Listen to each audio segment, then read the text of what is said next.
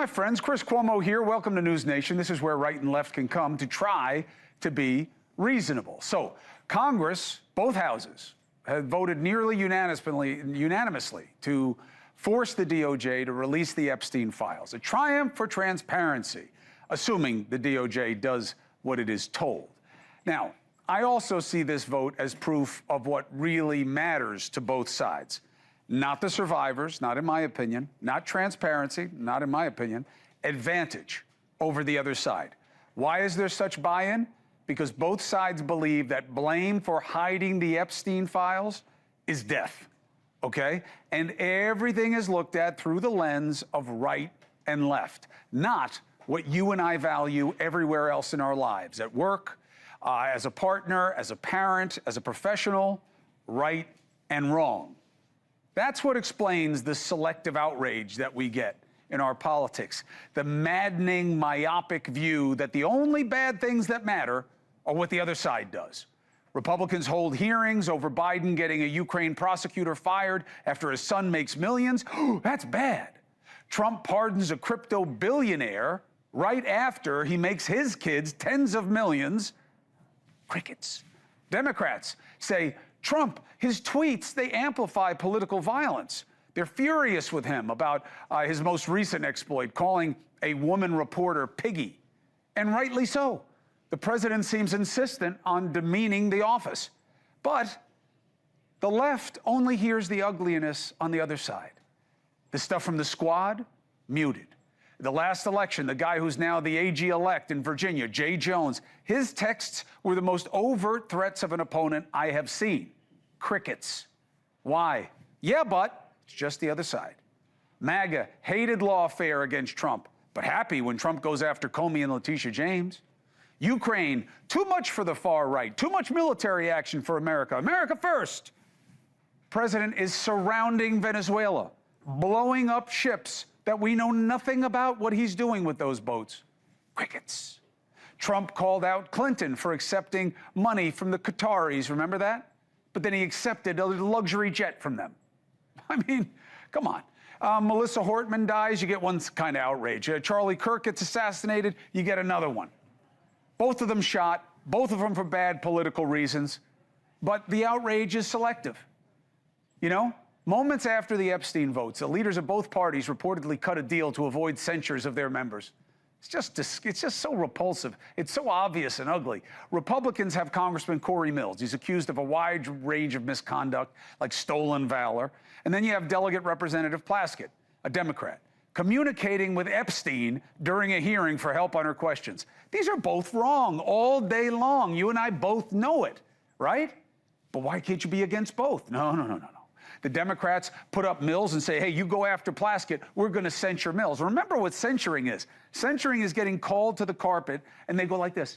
You talking to that pedophile during the hearing, that's not nice. You faking your military pedigree, that's not nice. Even that, they can't agree on. So Epstein is a monster for the left only when he's Trump's friend. But when he's helping a Democrat, you know what they call him? A constituent. When you change right and wrong to only what works for you, situational ethics are having no ethics. That's why Trump gets away with whatever he wants with his base. Not because his base is under a spell, not because they're stupid. We all know people we love, if not us ourselves, who voted for Trump. For many, he is a middle finger to what they really hate, which is our hypocritical politics. They see him as a rejection of a politics that has gotten more and more about doing nothing except owning the other side. And they are not going to have a side of politics that they hate tell them that they're wrong to like Trump. It'll never happen. And that's why it doesn't matter what he does. He can keep lowering the bar because they believe no one will ever raise it.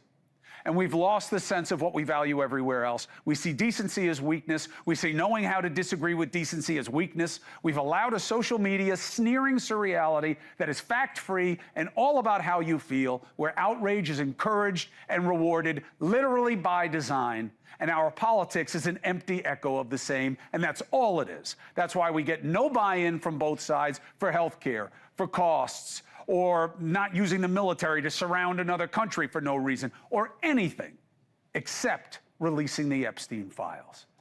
Why? Now look, I want them to release the files. I believe they have to. After all the BS from both sides, nobody will ever trust anything about it. So I want them revealed, but not for what you're hearing. Not because there's going to be a win. Not because there's going to be new criminality by the Epstein class, as the left calls them. I can't wait for them to raise money off that.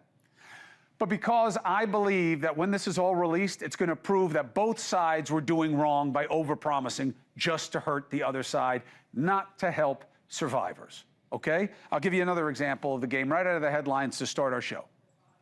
Today, Democratic senators and members of Congress released a video with a dire message for the military and members of our intelligence community. Watch. This administration is pitting our uniformed military and intelligence community professionals against American citizens. Like us, you all swore an oath to protect and defend this Constitution. Right now, the threats to our Constitution aren't just coming from abroad, but from right here at home. Our laws are clear. You can refuse illegal orders. You can refuse illegal orders. You must refuse illegal orders. Your vigilance is critical. And know that we have your back. Because now, more than ever, the American people need you. We need you to stand up for our laws, our Constitution, and who we are as Americans. Don't give up. Don't give up. Don't give up. Don't give up the ship. I don't even know what, this pisses me off on a couple of different levels, okay? What are you asking? Are you asking the troops to defend our Constitution and save us here at home? I mean, is there some kind of implied message there that we're going to have a civil war? Or what's more likely is you're putting on the troops the responsibility that you won't take up yourselves. Why should they have to be the check of the president? Congress is the constitutional check on the executive, especially when it comes to making war and use of military force.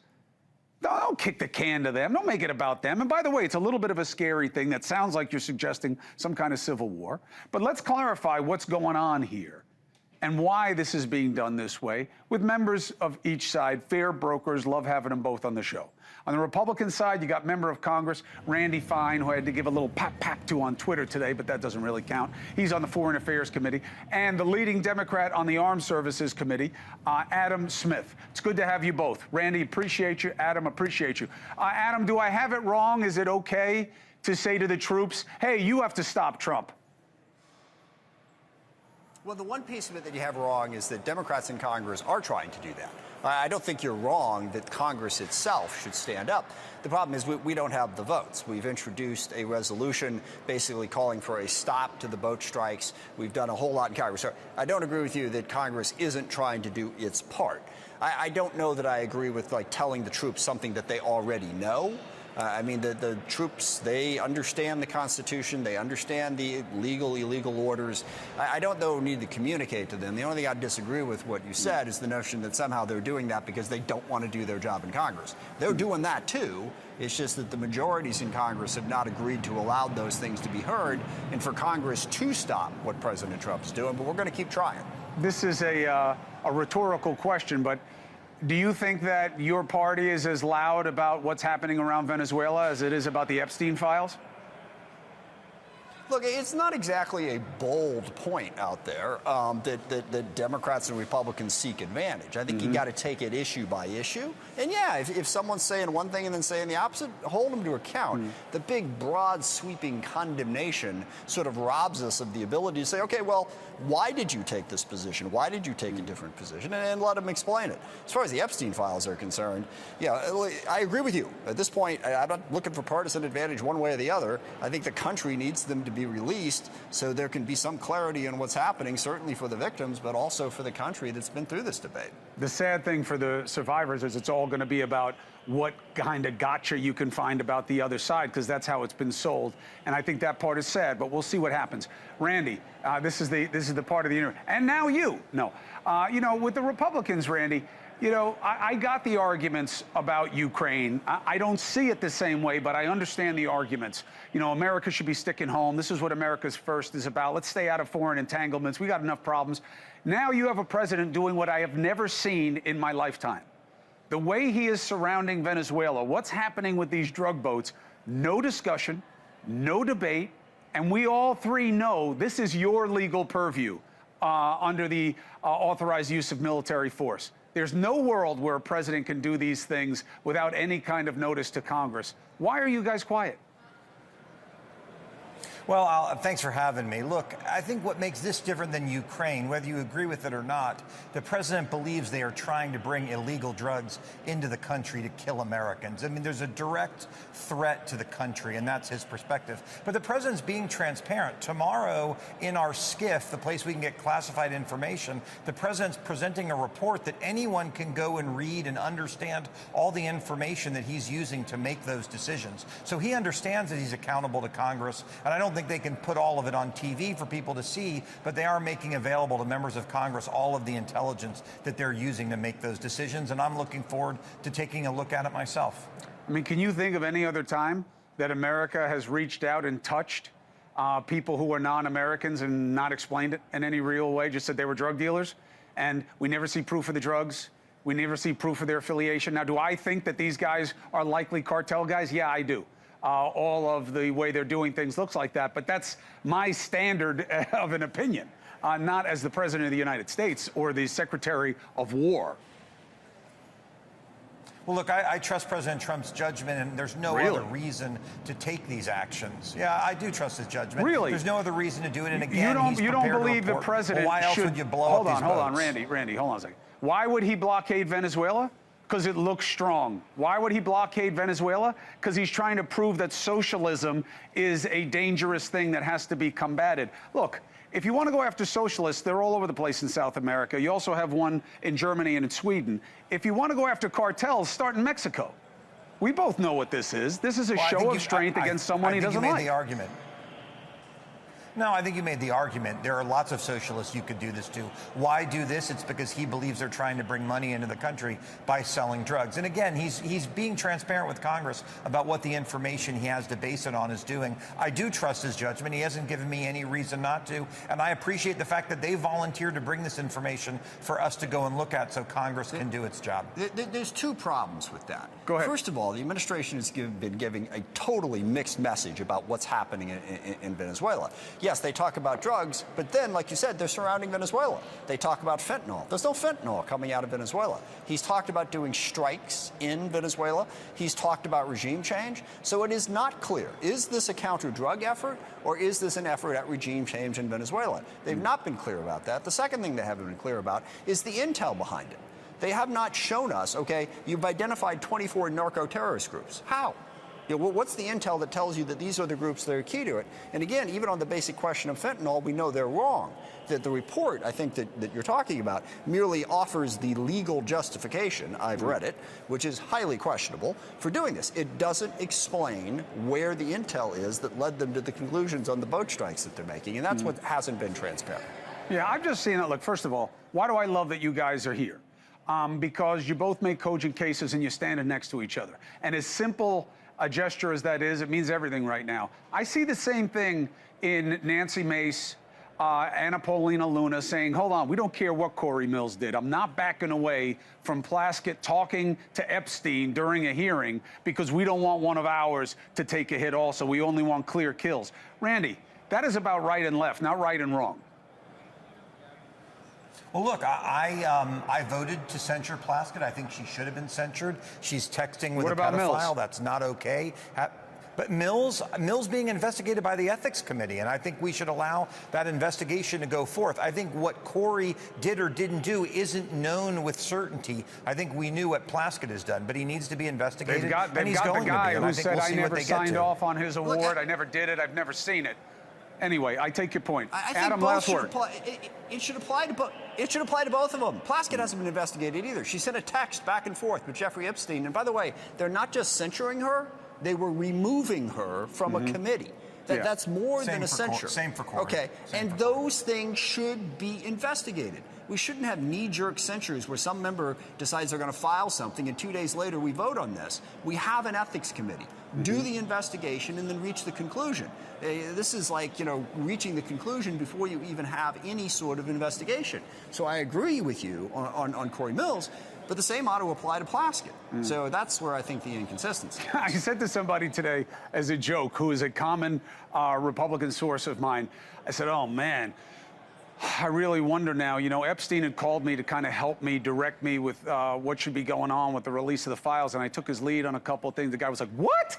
And I said, "Oh, but it's okay when you guys talk to him." And then I said, you know, because he was defending the idea of what's happening with Plaskett. Anyway, if you can just be consistent about what you would believe in ordinary life when you're in office, we'll start to get trust back in our Congress, and that's what I really want. We need you guys. Members of Congress are not the only people in the world who are inconsistent. Let me just point that out. That is true. Get out in the world a little more and talk with people. That is true. There's a lot of inconsistent people out there because it's a complicated world. But hold on a second. Certain things are complicated. You don't have to tell me I'm an old man, Adam. But certain things are simple. We put you guys there to represent the best in us, not the rest of us. I get it. I get it. That's why I'm not in elected office. We need better, and that's why we have you guys. Thanks. All right. Randy Fine, appreciate you. To be continued. Adam Smith, thank you both. 4 minutes and 35 seconds. That's a rare feat. Both of them want to hit me. All right. The Epstein files is about the survivors, right? It's about transparency, right? Really not petty advantage, not lawfare? Okay. Then if I'm wrong, explain why the U.S. Attorney General, after saying there will be no more prosecutions, is now starting an investigation into third parties because the president told her. Is that all right? Can O'Reilly explain that? We'll see. Next.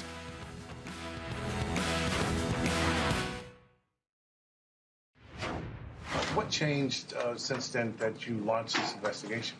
Information that has come for information. There's information that new information, additional information, and again, we will continue to follow the law. What law? What new information?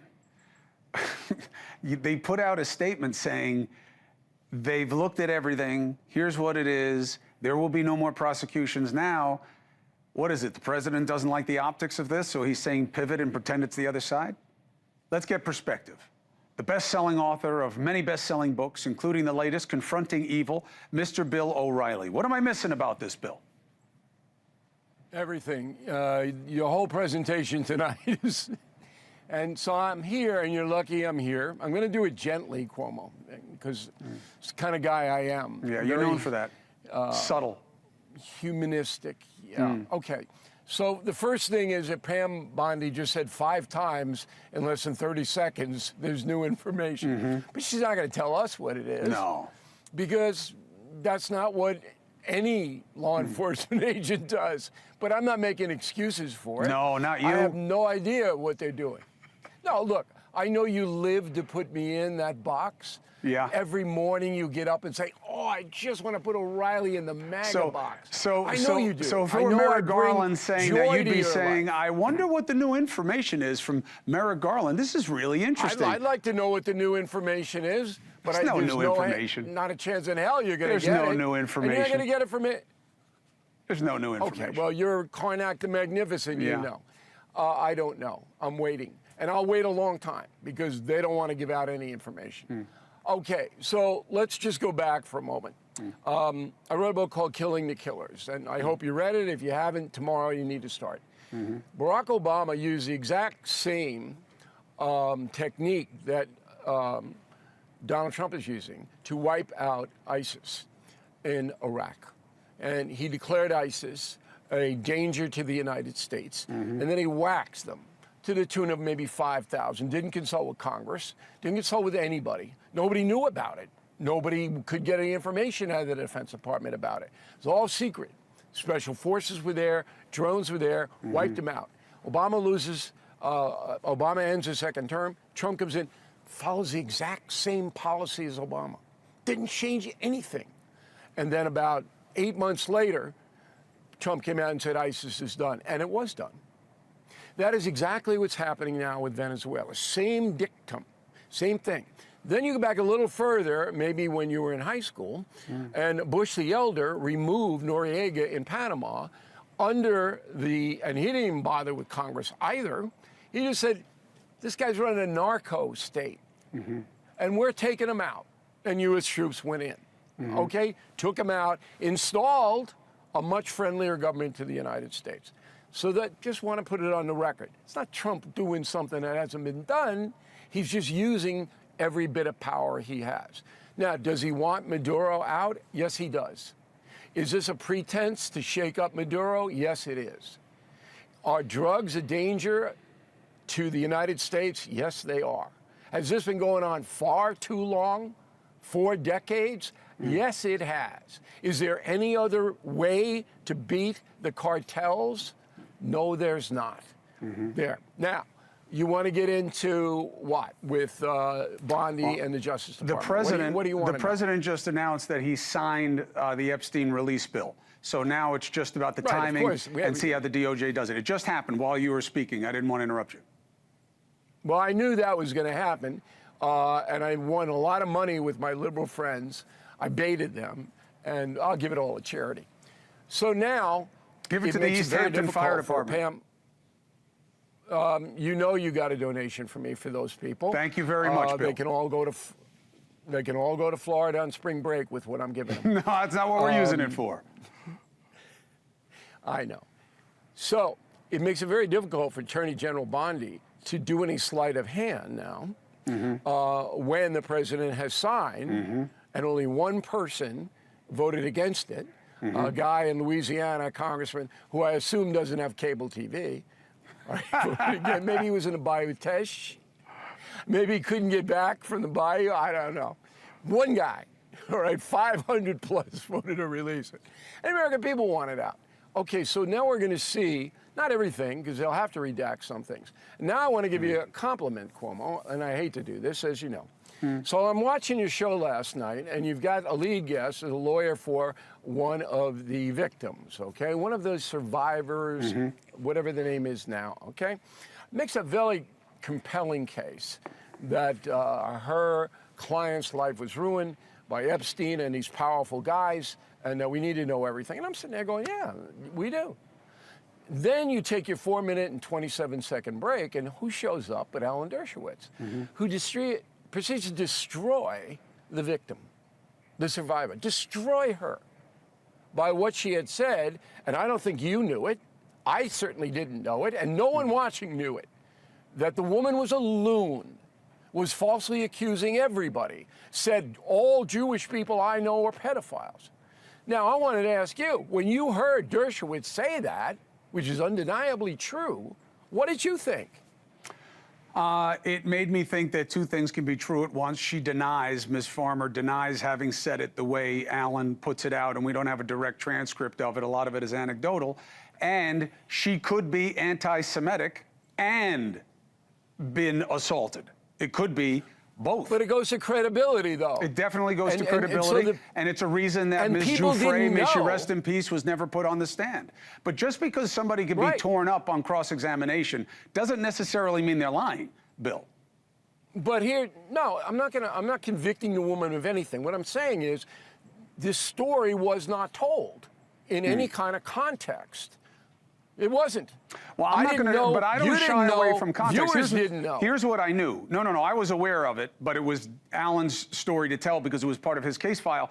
But that's not the point.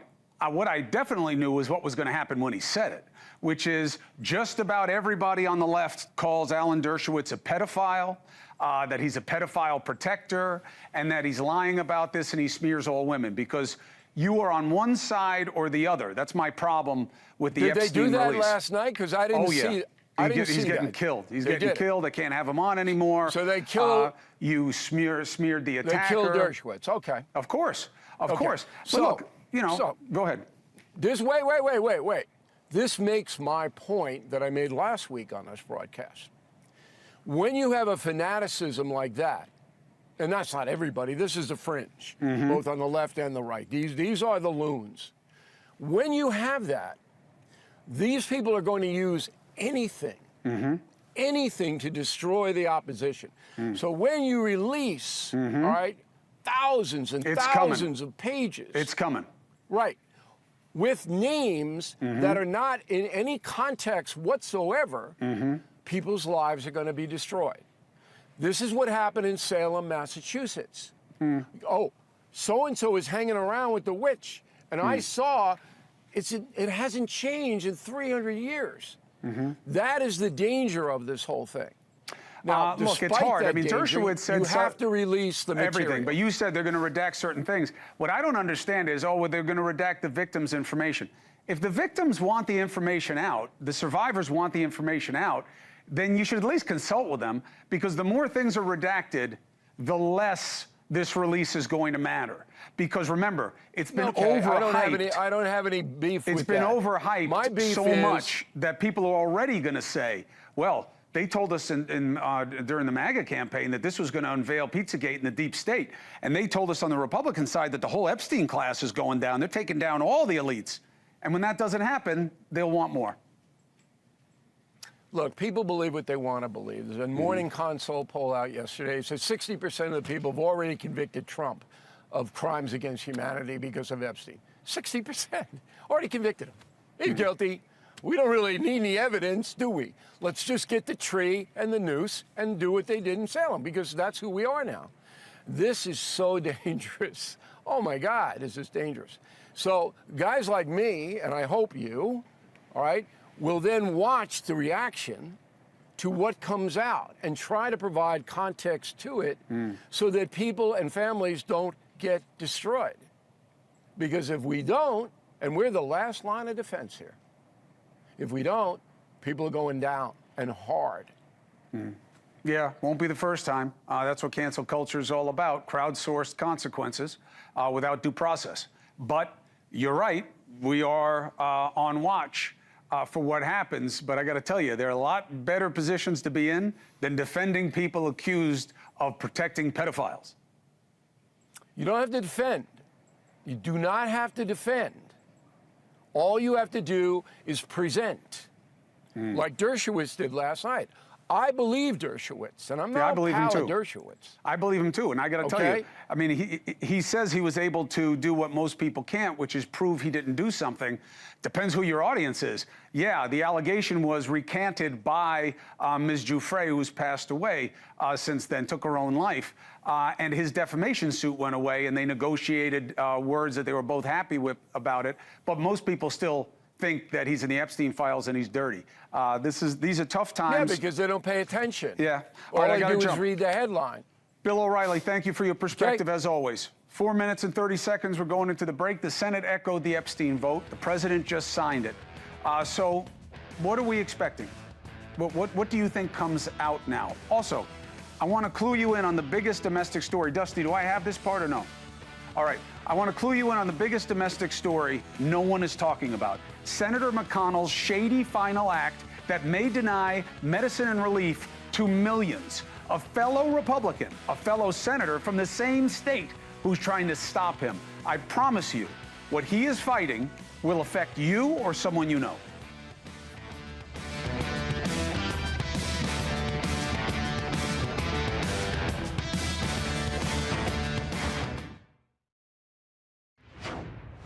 Senator Rand Paul, Republican Kentucky, not afraid to stand out on principle.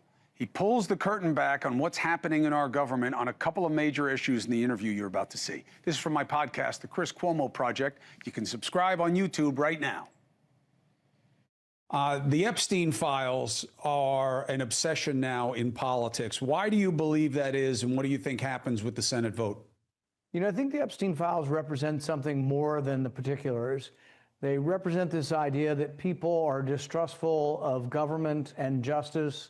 They think that perhaps justice might be different if you're rich versus if you're poor. If you know somebody, you might get treated differently. And that's something that's really bad for government, to have people lose trust in the idea that justice is impartial or that justice is blind. And so I hadn't been too involved in this issue. I haven't really thought that there was some momentous thing that was to be gotten. But it represents the idea of impartial justice. And so I voted for the transparency. I voted a couple times for that. And now it looks like it goes to the president's desk. And I hope he will reveal as much as humanly possible to kind of get this behind us. What's your sense of why more hasn't come out?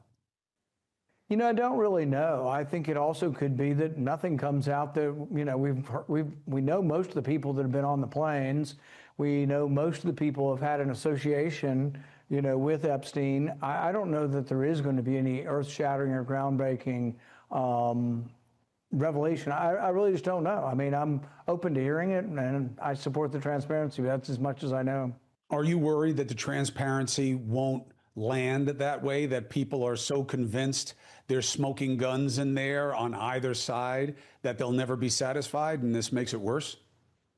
Yeah, I think that's true of a lot of things in government. I think people have become more distrustful of government on many fronts. I would say, I would put the hesitancy on vaccines on the same par, that people are more and more disbelieving what their government tells them because the government hasn't been honest on a few simple things. Do you believe that you can still do what you wanted to do in government, or has the game changed?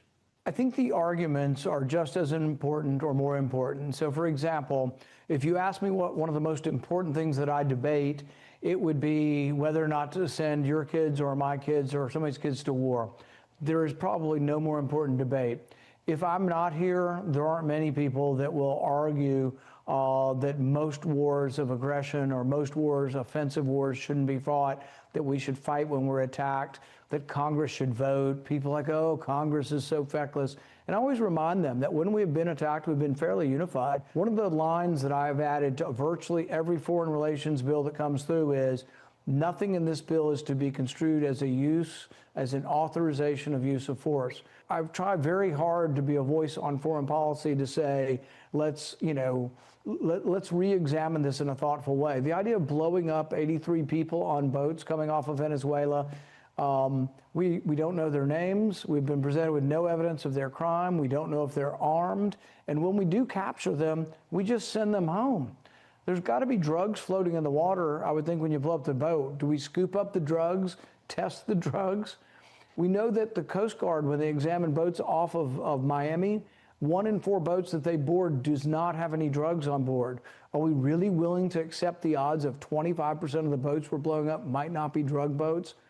And even if they do have drugs, when did the death penalty, summary execution without a trial, be the punishment for drugs? That's never been our policy. Venezuela not being a topic of discussion when it is being surrounded by a military blockade of all these types of assets. Republicans were against the level of support in Ukraine because it was too much. It didn't serve our interests. And they are silent on what's happening around Venezuela, except for you. Explain that to me. There is no resistance on the Republican side. They are afraid. They are frightened to cross him. And he's become more involved in primaries than any president ever has.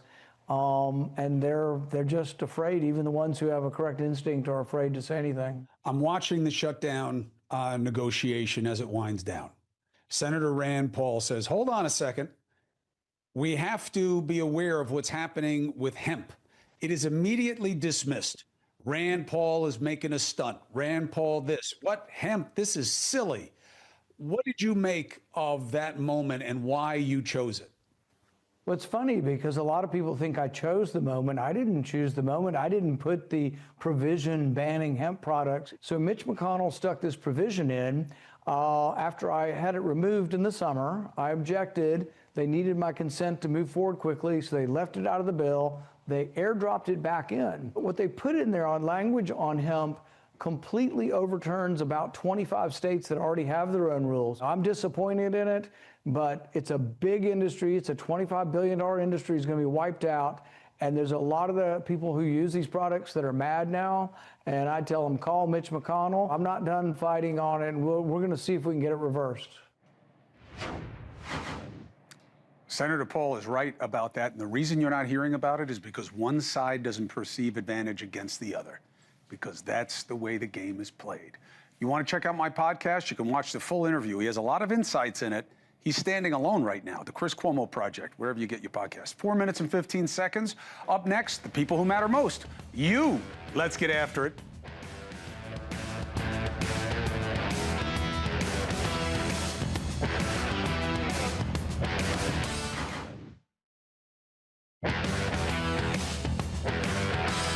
All right, Dusty, who do you got? We've got Joe from New Jersey. What are you looking at? Oh, there you are. Joe, what's your question? Hey, how are you? You said before about MAGA is giving up on Trump and they're leaving him. I've been MAGA since 2016. I support him 99%. I don't agree with everything, but I think you're getting confused with MAGA and some of these other people that are QAnon. You know, these influences. They're QAnon. I'm MAGA. I support them. And as far as Venezuela, 2 words I want to say: Monroe Doctrine. Yeah, I've heard this a few times, so I know where you're reading it. It has nothing to do with the Monroe Doctrine. First of all, the Monroe Doctrine was something that was promulgated through Congress first and negotiated and then implemented. And similarly, the idea that what's happening here is the same thing they did with ISIS, again, that was subject to an authorization of use of military force, also known as a Congressional Act. By the way, I thought it was an exaggerated extension of it when Obama did it, let alone when Trump used it, and Congress just lets them get away with it. But don't you hit me with some, pseudo-legit basis. It's not the Monroe Doctrine. It's an unlawful use of military force that he has to clear Congress for, and they don't give a damn for 2 reasons. 1, they got burned on the Iraq War, and they don't want to own it anymore. And 2, they're afraid of him. And part of that goes to your point. I'm not saying that MAGA's dead. I never said that. He's got attrition within his base, which is not unusual for a president, but Trump has it too. And I think that you're seeing that with Mace and MTG and Anna Paulina Luna, that they're not going to just go away with everything now because the midterms are coming and he's going to be gone. That's my point, Joe. Happy Thanksgiving. Next. New Jersey's back in the House again with John. John, what's your question? Hey, Chris, enjoy your work. I got a question. Senators and congressmen have the best health care money can buy, and they're saying that government health care isn't any good, but they have it, but how come we can't have it? Exactly right. Exactly right. Why don't we get their plan? Exactly right. Why wasn't that part of what the ACA was about? I'll tell you why, because the industry wouldn't have allowed it, and they were afraid of it, and that's why the ACA was more about access than affordability. And I'll tell you something else. That's why they're able to trade stocks while they're in office in ways that nobody else can get away with it. And now you got Burchett and some others in the House who are trying to put a stop to it. Good. AOC is working with them on that, working across the aisle. Good. The Epstein files shouldn't be the only thing that unite people in some sense of purpose for the rest of us. There's a hypocrisy at play. They got a great pension, but they let all the companies and unions move away from pensions. Why? They wouldn't do it to themselves, but they did it to you. And that's the lesson. They are about themselves, an advantage of one side against the other, with some exceptions. Not about you. Glad you see the game. Next. Let's see. Who do we want to talk to? Let's go to Chicago with Bill. Bill, what's your question? Hey, it's not really a question. I just wanted to kind of compliment you and everything going on right now with the climate of the country. I'll be honest, I'm a conservative from Chicago, and when you were on CNN, it was hard to watch, but I guess my question would be, what exactly made you? I love that you give a platform for different opinions to argue their opinions the right way. And was there one thing that really changed your mind and made you go to NewsNation and kind of come out with just the way you do things now? I got shit-canned, right? I got fired. I needed a job, and I didn't want to go to a place that I had been before, and I didn't want to do a job that to me wasn't new. And being with a startup that has a different mandate that would let me do what I want, which is bash the two-party system, bash how the media covers it, bash how we're all stuck in this, was a rare opportunity. So I took it. But in terms of how I'm different, I'm not different. I mean, look, circumstances always shape you. I went through stuff I didn't want to go through. I know people who've gone through a lot worse, and I know people who've gone through a lot less. And that's okay. That's life, and I feel blessed about everything I have in my life because I choose a personal philosophy where no matter what comes, I find a way to embrace it and use it, because otherwise stuff would drive me crazy. However, what I think the country needs from my platform has changed. I believed in a muscular response to Trump because I think norms matter and I think decency matters. And I knew he would be the way he is being because that's what he does when he's unchecked. I get it. I don't think it's good for us. And I think it makes us harsher and coarse. But I don't hate him. I don't wish him ill. I wish well for the country. And I called him after someone tried to kill him because that would have been bad for the country. And I want our success, and I don't think that makes me MAGA or a Nazi or any other stupid thing.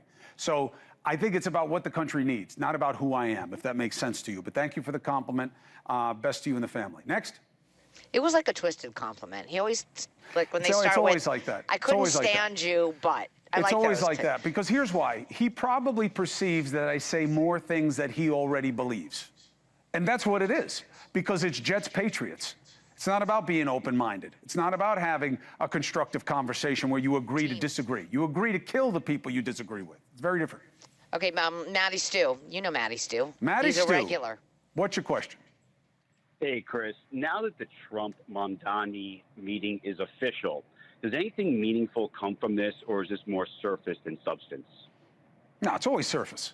I mean, he's not even in yet. You know, Trump's going to come out and, you know, probably say some things that'll be like, wait, I thought we had to be afraid of this guy. And he'll say something like, I changed his mind, or I changed him, or something like that. And Mamdani will come out and, you know, he'll say the right thing. And then once he goes home, he'll start saying that he made it clear to the president that New York's or whatever. Everybody just talks their shiznit. You know what I mean? That's just what our politics has become. Do I think it's good that they meet? Sure. It's always better to have contact with people that you've been saying, you know, basically you want to destroy. Why? Because it doesn't get you anywhere better. It just doesn't get you anywhere better. I'm telling you, I mean this half joking, but only half. I miss the days where it was like, wait, what'd you say about me? Oh, really? Oh, good. Let me put my glasses down. Let's go. And then one of us is going to get knocked on our ass, and then we're going to get up, and that part's over. You don't say it anymore because you paid a price. Now, look, is that fair? Is that us at our best? No. But I think we give ourselves too much credit for civility, to be honest. Look at social media. Look at how we treat each other. Maybe a couple of punches in the nose may get us to a better place. I don't know anymore. Dusty? Oh, no, we're out of time. Sorry. You talked a lot. I hope you listened. You need to learn. We'll be right back. The facelift. It's okay to disagree. It's how you disagree is all that matters. You know, if it's one simple lesson that we can get to a better place on, great. But I will steel yourselves. I would suggest that for what happens when the Epstein documents come out and how people weaponize them. Have an open mind, be a critical thinker. That's what we do at NewsNation, and no one does it better than Leland Vittert. Yeah, and presume innocence. There's going to be a lot of people who get hurt by this. In the court of law, you have the presumption of innocence. You do not have it in the public square.